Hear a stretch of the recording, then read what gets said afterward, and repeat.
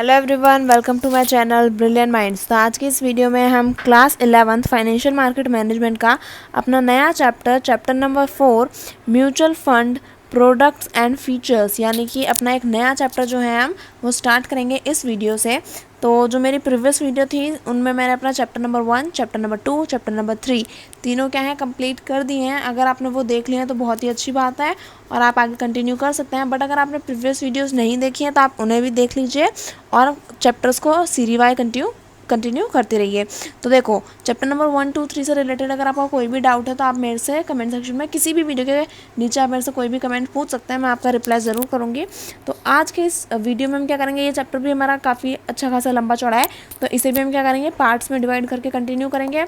और हमारा चैप्टर का नाम क्या है, mutual funds products and features, यानी कि इसमें हम सब पढ़ेंगे कि एक तो म्यूचुअल फंड है क्या है, म्यूचुअल फंड के प्रोडक्ट क्या है और म्यूचुअल फंड के फीचर्स क्या है। अब प्रोडक्ट यहाँ पे हमें गुड्डे बिस्किट नहीं आने वाला है, यहाँ पे क्या आएगा म्यूचुअल फंड प्रोडक्ट, यानी कि म्यूचुअल फंड प्रोडक्ट यानी कि म्यूचुअल फंड क्या क्या, म्यूचुअल फंड की स्कीम्स क्या क्या होती हैं, हम यहाँ पे उस प्रोडक्ट्स के बारे में बात करेंगे और म्यूचुअल फंड के फीचर्स क्या हैं।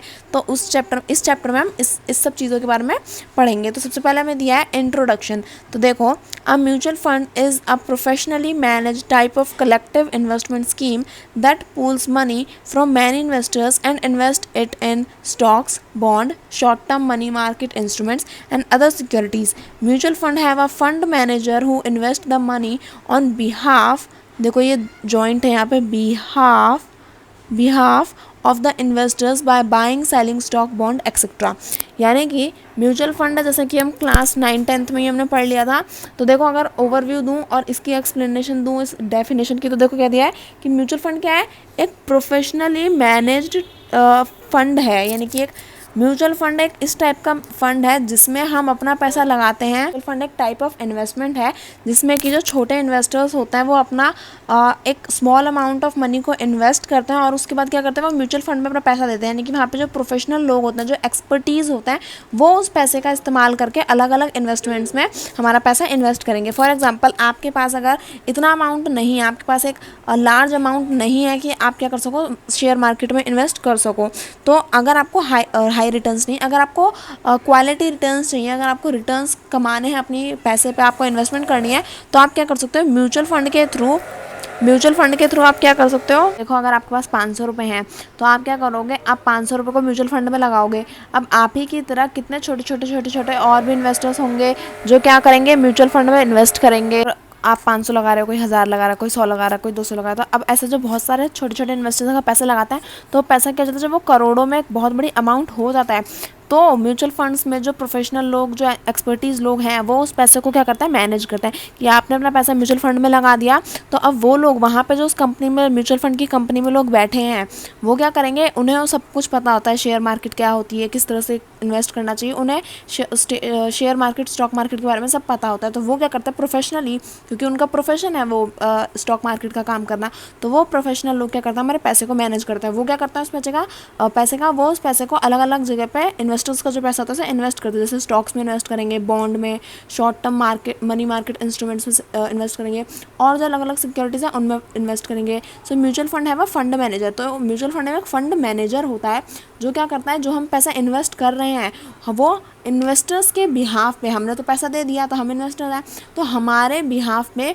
फंड मैनेजर जो है वो क्या करता है, स्टॉक्स को खरीदता है, बेचता है, स्टॉक्स बॉन्ड्स को खरीदता है, बेचता है, और अपना लोगों के लिए रिटर्न और अपनी कंपनी के लिए भी रिटर्न जनरेट करता है। तो ये होता है हमारा क्या बोलते हैं, म्यूचुअल फंड। तो ये हमारा कंप्लीट हो गया। अब देखेंगे अगर हम, तो यहाँ देखो, mutual fund industry statistics India सितंबर 2016। तो यहाँ पे हमें दे रखा है कि म्यूचुअल फंड किस तरह से ग्रो किया है इंडिया में, किस तरह से जो हमारा पहले हम कितना इन्वेस्ट करते थे, आज कितना इन्वेस्ट करते हैं, और किस तरह से हमारा जो रेट ऑफ चेंज है वो आया है। तो जैसे अगर हम देखें, जैसे अलग अलग स्कीम्स होती हैं, म्यूचुअल फंड कोई एक स्कीम तो है नहीं, म्यूचुअल फंड में अलग अलग स्कीम्स होती हैं, जैसे asset under management AMU, YOY, और असेट अंडर मैनेजमेंट AUM है ये, AUM MOM। तो जैसे रुपीज़ है हमारे 100, 100,000, 10,000, लाख, 10 लाख, यानी कि 16,09,370। तो अब देखो, जैसे मैं सीधा बताती हूँ कि आपका जो रिटर्न आपको मिलता है, कभी आपको 22.43% मिलता है, एक मतलब अलग अलग स्कीम्स के अलग अलग रेट ऑफ इंटरेस्ट होते हैं। तो यहाँ पे बस हमें इंटरेस्ट रेट दिखा रखा है कि आपको 22.43% इंटरेस्ट मिलेगा, 11.79% इंटरेस्ट मिल सकता है। तो वो स्कीम के ऊपर डिपेंड करता है कि आप कौन से म्यूचुअल फंड में इन्वेस्ट कर रहे हो, आपकी क्या स्कीम है जिसके अकॉर्डिंग आपको इंटरेस्ट मिलेगा। तो यहाँ पे ये वेरी करता है। आगे अगर हम देखें, there are various assets classes in which an investors can invest his money depending on his risk appetite and time horizon, with real estate, bank deposit, post office deposit, shares, debenture, bonds, etc. While investing in these assets classes, an individual would need to study the risk and reward closely. यानी कि अब जो mutual fund है उसमें भी हम अलग अलग सिक्योरिटीज़ में ही तो इन्वेस्ट करते हैं ना। तो यहाँ पे हमारे पास वेरियस असेट क्लासेस होती हैं, यानी कि हमारे पास बहुत टाइप की क्लासेस होती हैं कि हम कहाँ कहाँ इन्वेस्ट करना चाहेंगे। तो अगर जैसे आपके पास पता है कि आप यहाँ गोल्ड में भी पैसा इन्वेस्ट कर सकते हो, रियल इस्टेट में भी इन्वेस्ट कर सकते हो, स्टॉक मार्केट में भी इन्वेस्ट कर सकते हो, और आप अपने बैंक में भी इन्वेस्ट कर सकते हो। तो आपके पास बहुत सारे क्या हैं, असेट क्लासेस हैं जिसमें आप इन्वेस्ट कर सकते हो। तो अब इन्वेस्टर्स की जो सेविंग है और डिपेंड करता है कि वो कितना रिस्क अपना ले सकते हैं, कि investor can invest his saving depending on his risk appetite, यानी कि आप कितना रिस्क ले सकते हो और कितने टाइम तक के लिए आप क्या कर सकते हो, इन्वेस्टमेंट में लगे रह सकते हो। फॉर एग्जांपल अगर आप एक साल में पैसा लेना चाहते हो तो इतना कुछ खास रिटर्न नहीं मिलेगा आपको, लेकिन अगर आप 5 साल 7 साल 8 साल 10 साल वेट करते हो तो आपका जो रिटर्न है वो काफ़ी अच्छा मिलेगा। तो आप रिस्क कितना ले रहे हो, और जितना ज़्यादा रिस्क लोगे उतना ज़्यादा रिटर्न हाई होगा। तो अब आप कितना रिस्क लेते हो और कितने टाइम तक के लिए अपना पैसा इन्वेस्ट करके रखते हो, तो ये चीज़ें आपको ध्यान में रखनी है। तभी आपको एक अपने लिए एक असेट क्लास चूज़ करनी है, उसके बाद आपको इन्वेस्ट करना है। फॉर एग्जांपल आप रियल इस्टेट में इन्वेस्ट करते हो, या बैंक डिपॉजिट में इन्वेस्ट करते हो, या पोस्ट ऑफिस में डिपॉजिट करते हो, शेयर्स में इन्वेस्ट करते हो, डिपेंजर्स में इन्वेस्ट करते हो, या फिर बॉन्ड में इन्वेस्ट करते हो। तो इन सब में अपना अपना रिस्क होता है।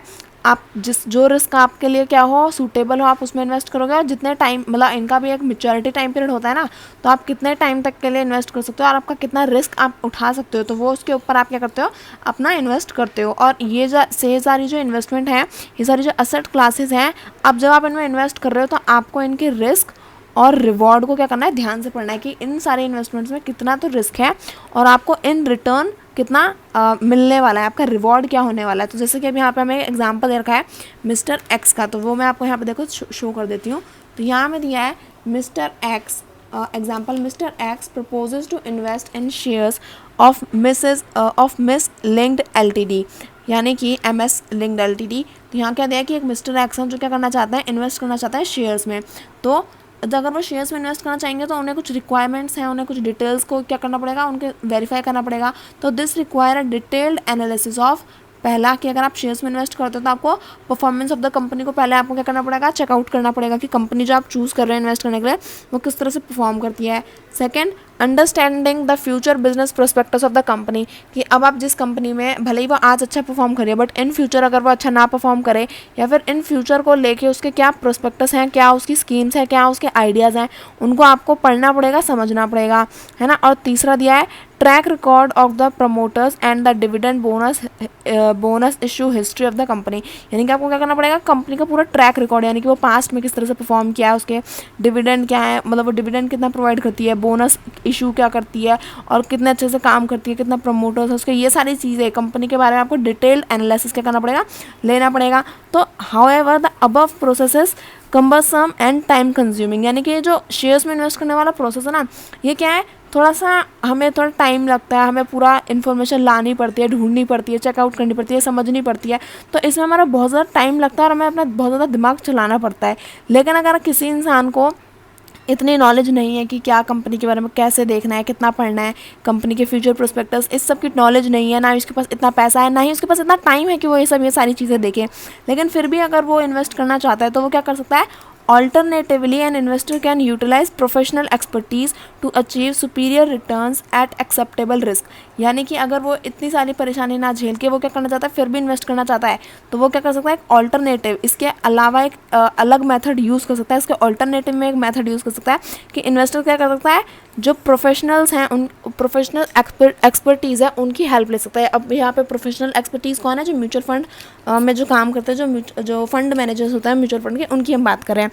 तो आप म्यूचुअल फंड की हेल्प ले सकते हो और क्या कर सकते हो, अपने सुपीरियर रिटर्न्स को अचीव कर सकते हो एट एक्सेप्टेबल रिस्क। आप जितना रिस्क आप लेना चाहोगे उसके हिसाब से आपका रिटर्न आपको म्यूचुअल फंड में मिल जाएगा और आप क्या कर सकते हो, अपना रिटर्न ले सकते हो। So this is done by investing through mutual fund which offers various type of schemes. जैसे मैंने कहा कि अगर आप क्या करना चाहते हो, प्रोफेशनल एक्सपर्टीज़ की हेल्प लेकर रिटर्न जनरेट करना चाहते हो, तो आप क्या कर सकते हो, म्यूचुअल फंड की हेल्प ले सकते हो। और म्यूचुअल फंड में वेरियस स्कीम्स आपको अवेलेबल है, तो जो आपके लिए सूटेबल हो, जो आपके लिए बेस्ट है, आप उसमें क्या कर सकते हो, इन्वेस्ट कर सकते हो। आगे में दिया है the fund manager studies and analyse numerous stock before selection. एक मिनट बस देखो क्या दिया है, the fund manager studies and analyse numerous stock before selection for inclusion in the mutual fund scheme. Therefore an individual investor benefit from the professional fund management. Another reason why investor prefer mutual fund is because mutual fund offer diversification। यानी कि जो mutual fund manager है ना, वो क्या करता है, वो अलग अलग बहुत सारे न्यूमरस स्टॉक्स को पढ़ता है ना, अलग अलग स्कीम्स देखता है, उसके बाद ही क्या करता है, म्यूचुअल फंड स्कीम लाता है। यानी कि वो बहुत सारे स्टॉक्स को रीड करता है, और म्यूचुअल फंड में हमें बहुत सारे ऑप्शंस अवेलेबल किया जाता है कि आप कौन सी स्कीम में इन्वेस्ट करना चाहेंगे। तो जो फंड मैनेजर होता है वो अलग अलग स्टॉक्स को पढ़ता है, समझता है, और उनमें से कुछ अच्छे अच्छे स्टॉक्स को सिलेक्ट करता है, उसके बाद अपनी म्यूचुअल फंड स्कीम में लाता है। सो अगर कोई इन्वेस्टर्स को क्या है, यहाँ पे एक बेनिफिट ही तो मिल रहा है ना, कि आपको ज़्यादा तिगड़मबाजी भी नहीं करनी पड़ी, और आपको पक्का पकाया खाना यहाँ पे मिल गया कि आपको बस अपनी स्कीम चूज़ करनी है और इन्वेस्ट करना है, और बाकी काम म्यूचुअल फंड होल्डर संभाल लेंगे, सॉरी म्यूचुअल फंड मैनेजर संभाल लेंगे। So therefore an individual investor benefit from professional fund management. यानी कि जो इंडिविजुअल इन्वेस्टर है, अब उसका क्या हो रहा है, फ़ायदा हो रहा है कि उसे क्या मिल रहा है, प्रोफेशनल फंड मैनेजमेंट का तरीका मिल रहा है, क्योंकि उसे कुछ नहीं करना पड़ा। प्रोफेशनल जो एक्सपर्टीज़ लोग हैं वही क्या कर रहे हैं, उसका सारा पैसा उसे मैनेज करके दे रहे हैं, तो यहाँ पे इसके लिए बेनिफिट होता है। Another reason why investor prefer mutual fund is because mutual fund offer and mutual fund offer diversification. यानी कि एक तो पहला रीज़न ये हो गया कि हमें प्रोफेशनली पैसा मैनेज किया जाएगा। दूसरा रीज़न हो गया कि म्यूचुअल फंड जो है ना, वो हमें डाइवर्सिफिकेशन प्रोवाइड करता है, क्योंकि मैंने अभी बताया म्यूचुअल फंड में हमारा क्या है, बहुत ज़्यादा स्कीम्स हमारे पास अवेलेबल है, बहुत ज़्यादा असेट्स क्लासेस हैं, तो इसमें हमें बहुत ज़्यादा डाइवर्सिफिकेशन मिलती है कि आप अलग अलग सिक्योरिटीज़ में इन्वेस्ट कर सकते हैं। तो ये दूसरा रीज़न हो गया। And investor money is invested by mutual fund in variety of shares. यानी कि जो इन्वेस्टर्स अपना पैसा लगा रहे हैं म्यूचुअल फंड में, तो म्यूचुअल फंड क्या कर रहा है, वो म्यूचुअल फंड मैनेजर क्या कर रहा है, वेराइटी ऑफ असेट्स में लगाता है। जैसे शेयर्स में इन्वेस्ट कर दिया कुछ पैसा बॉन्ड्स में इन्वेस्ट कर दिया, और कुछ अलग अलग सिक्योरिटीज़ में इन्वेस्ट कर दिया। तो अगर हम अलग अलग सिक्योरिटीज़ में इन्वेस्ट करते हैं, तो उसके थ्रू क्या होता है, यहाँ पे डाइवर्सिफिकेशन हमें देखने को मिलती है। तो यहाँ पे क्या होता है, portfolio across different companies and sector. This diversification help in reducing the overall risk of the portfolio. अब अगर हम क्या करते हैं, अलग अलग सिक्योरिटीज़ में इन्वेस्ट करते हैं, तो हमारा पोर्टफोलियो क्या हो जाता है, काफ़ी ज़्यादा डाइवर्सिफाइड हो जाता है, जिसके थ्रू क्या होता है कि डाइवर्सिफिकेशन क्या करती है, ओवरऑल रिस्क को पोर्टफोलियो में काफ़ी ज़्यादा कम कर देती है। कि अगर हमारा एक सिक्योरिटी से अगर हमारा लॉस होता भी है, तो बाकी की जो सिक्योरिटीज़ हैं वो हमें बेनिफिट प्रोवाइड करेंगी ही करेंगी। तो ये हमारा कंप्लीट हो गया। अब हम अपना नेक्स्ट पेज जो है वो स्टार्ट करता है अपना इंडियन सिनेरियो से। तो देखो यहाँ पे हमें देखा ना इंडियन सिनेरियो, तो वो हम अपना नेक्स्ट पेज वहाँ से शुरू करते हैं। यहाँ पर हमें दिया है, in India gold has been the single largest form of saving.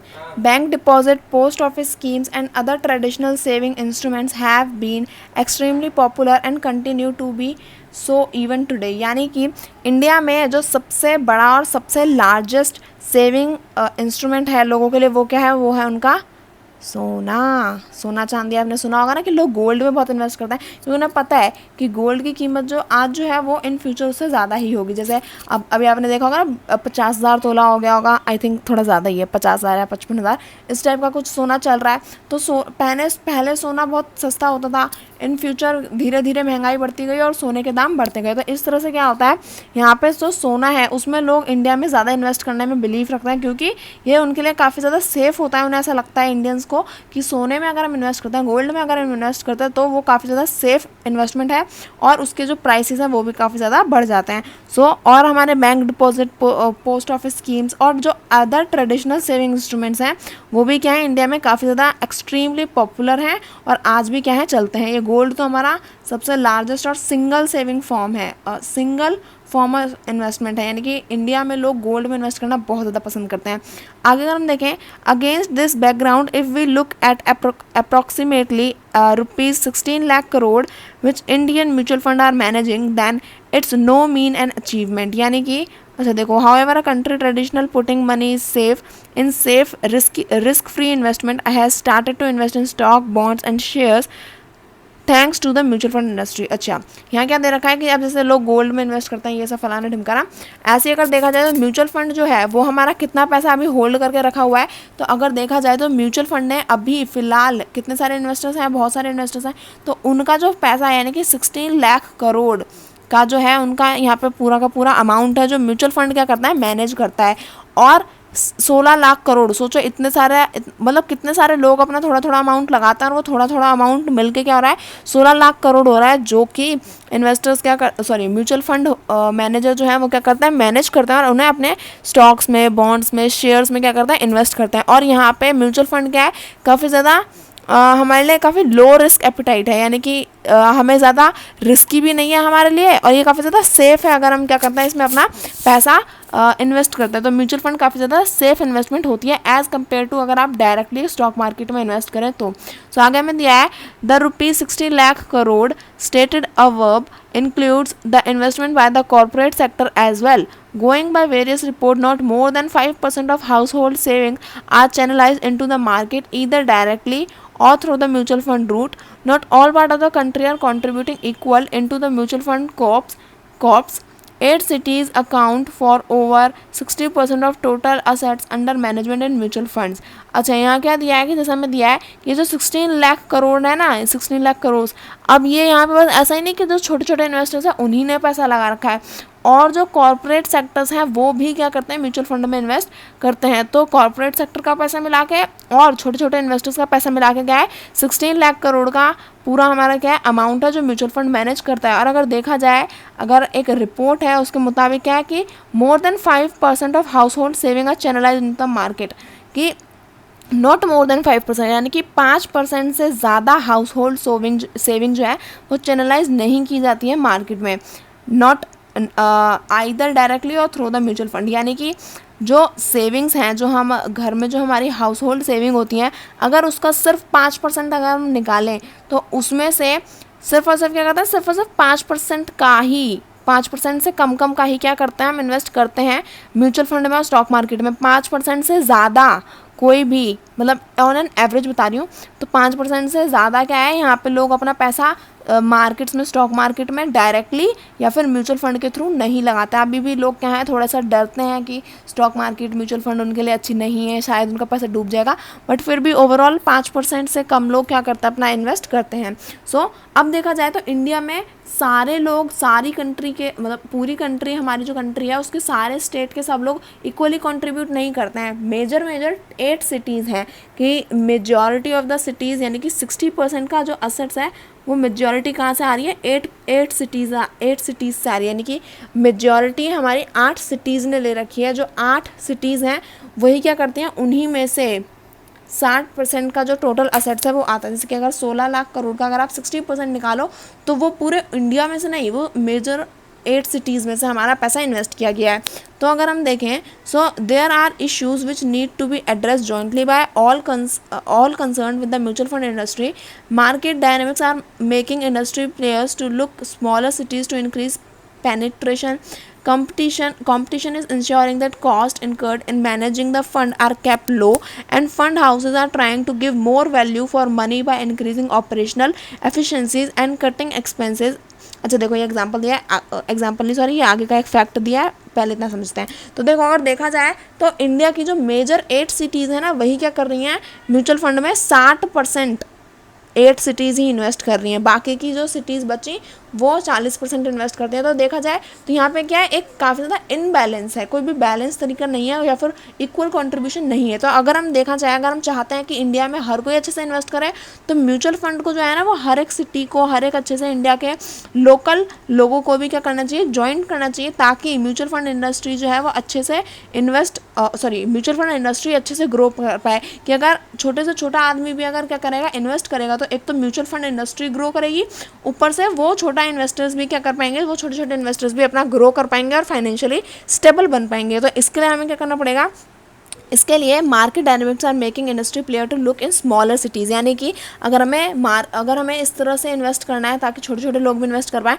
तो उसके लिए हमें क्या करना पड़ेगा, अपनी जो अपनी ब्रांचेस हैं वो हमें स्मॉलर सिटीज़ तक भी क्या करनी पड़ेंगी, पहुंचानी पड़ेंगी ताकि जो पेनिट्रेशन है वो इंक्रीज़ हो, ताकि छोटे छोटे लोग भी, छोटे छोटे इन्वेस्टर्स भी क्या कर पाएँ, इन्वेस्ट कर पाएँ। और इसके चलते क्या होता है कि अब जब इतने सारे लोग इन्वेस्ट कर रहे हैं और इतनी सारी स्कीम्स हैं, तो यहाँ पे म्यूचुअल फंड क्या करता है, यहाँ पे हमें बहुत अच्छा पॉइंट, हमें बहुत अच्छा फैक्टर, बहुत अच्छा फीचर हमें म्यूचुअल फंड का मिलता है कि म्यूचुअल फंड क्या करता है, जो उसका कॉस्ट है ना, अगर आप म्यूचुअल फंड में अगर आप अपना कॉस्ट देनी पड़ती है हमें एक जैसे फ़ी जैसे हम चार्ज करते हैं, क्योंकि देखो अगर कोई और कंपनी आपको आपका पैसा इन्वेस्ट करके दे रही है, रिटर्न जनरेट करके दे रही है, तो फ्री में तो देगी नहीं, आपको क्या करना पड़ेगा, थोड़ा सा अमाउंट उन्हें भी पे करना पड़ेगा कि आपने हमें रिटर्न दिलवाया, उसके लिए थैंक यू, और ये आपकी कॉस्ट हो गई। तो वो जो कॉस्ट है वो काफ़ी ज़्यादा लो है, यानी कि म्यूचुअल फंड बहुत ज़्यादा हाई कॉस्ट नहीं पे करता है, पे नहीं करवाता है, काफ़ी लो कॉस्ट पे करवाता है, और रिटर्न जो है वो काफ़ी ज़्यादा वैल्यूएबल, काफ़ी ज़्यादा रिटर्न हमें प्रोवाइड करके देता है। तो म्यूचुअल फंड जो है वो क्या करता है, वो काफ़ी ज़्यादा एफिशिएंस है और एक्सपेंसेस को कट करता है, यानी कि काफ़ी ज़्यादा अच्छा है, बेहतरीन है बहुत ज़्यादा। और वो क्या करता है, अपने खर्चों को अपने लिए मतलब इन्वेस्टर्स के लिए कम करता है। ऐसा नहीं कि उसे वो बहुत ज़्यादा फंड चार्ज कर रहा है कि आप मेरे म्यूचुअल फंड की स्कीम में इन्वेस्ट कर रहे हो तो मैं आपसे ज़्यादा पैसा चार्ज करूँगा, नहीं, वो क्या करता है, अपने एक्सपेंसेस को काफ़ी कम रखता है। तो जैसा देखा जाए कि सितंबर 30, 2016 में जो था, कितने थे overall, around 39 mutual fund in the country, यानी कि 2016 30 सितंबर 2016 में इंडिया में कितने ओवरऑल म्यूचुअल फंड है, 39। और आज अगर हम देखें, together they offer around 11,460 schemes to the investors.